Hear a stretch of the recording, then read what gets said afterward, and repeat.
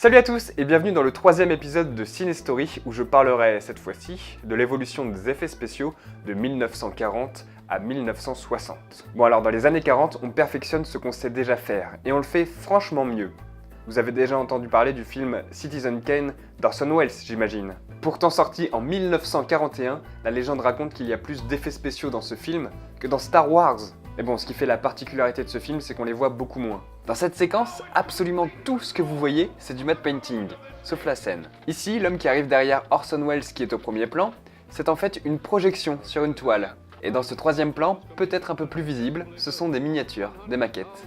Oui, anecdote à ressortir dans tous les bons dîners, mais aucun plafond de ce film n'est réel. Il s'agit en fait la plupart du temps de draps pour laisser passer la lumière des projos du dessus, ou alors de matte painting.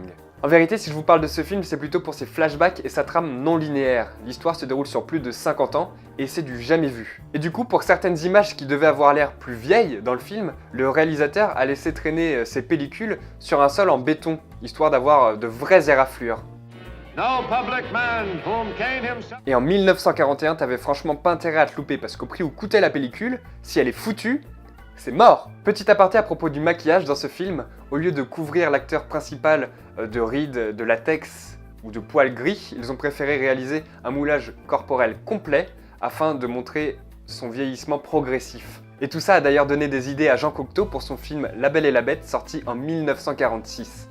Vous volez mes roses, qui sont ce que j'aime le mieux au monde. Ce film est surtout connu pour son maquillage impressionnant qui transforme Jean Marais en bête. Chaque jour, 5 heures sont nécessaires à la pose sur son visage et sur ses mains d'un maquillage douloureux et difficile à plier aux besoins du jeu de l'acteur. Et il est absolument hors de question de se démaquiller entre deux prises. Et entre les griffes et les fausses dents, je vous raconte pas la galère.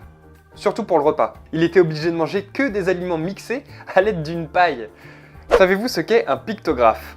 Je vous laisse 5 secondes pour deviner. Perdu. Il s'agit en fait d'une sorte de lentille spéciale et inédite à Hollywood. Cette lentille a été inventée en 1937 et elle permet d'avoir une énorme profondeur de champ. C'est-à-dire qu'avec cette lentille, on pouvait voir net au premier plan, au second plan et loin derrière, jusqu'à 60 mètres. C'est beaucoup. C'est beaucoup. Par exemple, le plan de gauche et le plan de droite sont espacés de plusieurs dizaines de mètres. Vous ferez attention dans les prochains films que vous regarderez, mais en général, lorsqu'un personnage est au premier plan, c'est-à-dire juste devant la caméra, l'action qui se passe derrière lui est floue. Et bien, grâce au pictographe, c'est pas le cas. Vous êtes-vous déjà demandé pourquoi est-ce que dans les vieux films, les acteurs conduisent leur voiture comme des abrutis avec des mouvements tels que s'ils étaient réels, leur voiture zigzagerait à mort? I'm hungry. What about opening that picnic basket? Not till we get to the picnic grounds. But you've Les mouvements ne correspondent pas du tout. Bah, t'es con ou quoi? C'est parce qu'ils sont devant un fond bleu ou un fond vert? Perdu. En 1944, comme on l'a déjà vu, le fond bleu, on sait faire. Mais ce qu'Hitchcock kiffe particulièrement, c'est la transparence. La transparence, ça consiste à projeter sur un écran semi-transparent placé derrière les acteurs, l'image d'un décor filmé au préalable. La caméra peut donc enregistrer une scène avec des acteurs réels au premier plan, intégrés en direct dans une image défilant derrière eux. Vous pensez qu'ils ne remarquent rien, mais c'est faux. Ils savent tout. Et comme les images de la route défilent derrière les acteurs, c'est pour ça que leurs mouvements de volant sont assez aléatoires. Et ça me permet de répondre à la question que vous vous posiez tous. Oui, c'est pour ça que dans les scènes où cette technique est utilisée, les acteurs paraissent bien plus clairs. Je suis pas certain que vous vous posiez cette question finalement. Si l'utilisation des fonds bleus ou verts était assez réduite, c'est parce que c'est super relou à faire, c'est très long et ça coûte très cher. Alors que le procédé de la transparence, qui existe malgré tout depuis 1913, est omniprésente dans les années 40, pour les raisons inverses de ce que je viens de dire. C'est parce que c'est très rapide et pas cher. Bon, dans les années 50, il y a un truc vraiment pas cool qui se pointe. Un truc qui plonge carrément le cinéma en crise. Je vous laisse deviner. Petit indice, vous en avez certainement une chez vous. Gagné, c'est la télévision. Les spectateurs désertent peu à peu les salles et on passe à Hollywood d'une production de plus de 350 films à moins de 200 par an. Bah oui, si les familles ne vont plus aller payer des places de ciné pour voir un film, alors qu'ils pourraient regarder la télévision à la maison. Alors il s'agit pour le cinéma de faire encore mieux, encore plus impressionnant. Et ça commence déjà par un retour en force de la 3D. Dans les années 50, on développe la projection polarisée qui dissocie les ondes polarisantes, horizontales et verticales. Les premières sont diffusées à gauche et les secondes à droite. Et grâce à des lunettes filtrantes, le cerveau aperçoit deux images différentes et reconstitue le relief.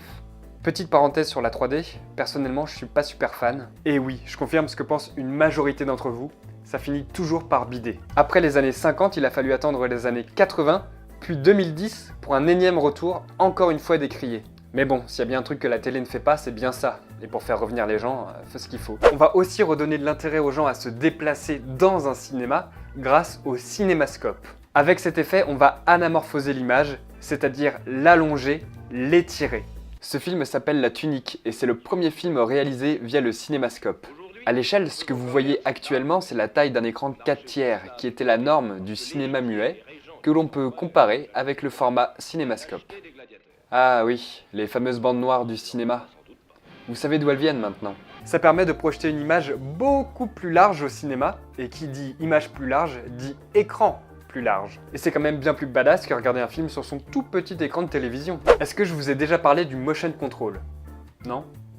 Ça c'est la classe. Alors oui, c'est pas vraiment la définition d'un effet spécial, mais ça arrive. Au milieu des années 50, les caméras ont tendance à devenir plus maniables, plus légères et plus mobiles. En gros, quand il y a un mouvement de caméra, le motion control permet de le recréer à l'identique. Alors comment ça marche? La caméra était reliée par un mécanisme qui, lorsqu'un mouvement était réalisé, par exemple un panoramique, il était enregistré sur un ruban perforé. Ce ruban, c'est l'ancêtre du stockage de données informatiques. Ce procédé permet d'associer des prises de vue en mouvement, issues d'un tournage avec de vrais acteurs, et ceux issus d'un tournage avec un décor truqué, que ce soit une maquette ou une peinture. La combinaison de ces prises de vue donne l'impression d'un unique mouvement de caméra. Avec les progrès du motion control, les mouvements de caméra se déploieront dans les plans truqués, qui, auparavant, ne pouvaient être que fixes. Dans le dernier plan du film Un Américain à Paris, le travelling a donc été réalisé 2 fois. La première pour les acteurs, et la seconde pour le décor, qui, vous l'aurez compris, n'est pas réel.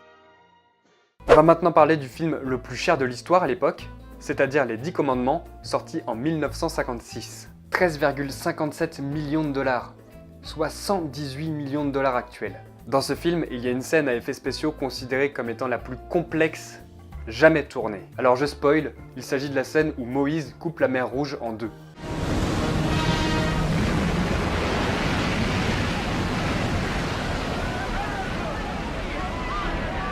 Il a fallu 6 mois pour assembler les images tournées en Égypte, sur les 2 rives de la mer Rouge, et les images tournées dans les studios Paramount. En studio donc, ils ont rempli une énorme piscine de chaque côté avec plus de 1 million de litres d'eau. Au montage, il a suffi de passer la bande à l'envers et une fois le tout assemblé, c'est la mer qui se vide. Et oui. Bon, vous voyez, contre toute attente, cette crise est bénéfique et en pleine paranoïa anticommuniste, il y a de l'imagination. Et ça va se traduire au cinéma par des films d'envahisseurs extraterrestres du genre La Guerre des Mondes, sorti en 1953. Outre le fait que ce film a reçu l'Oscar des meilleurs effets spéciaux, ouais, parce que c'est quand même l'un des tout premiers, si ce n'est le premier long métrage à mettre en scène des ovnis.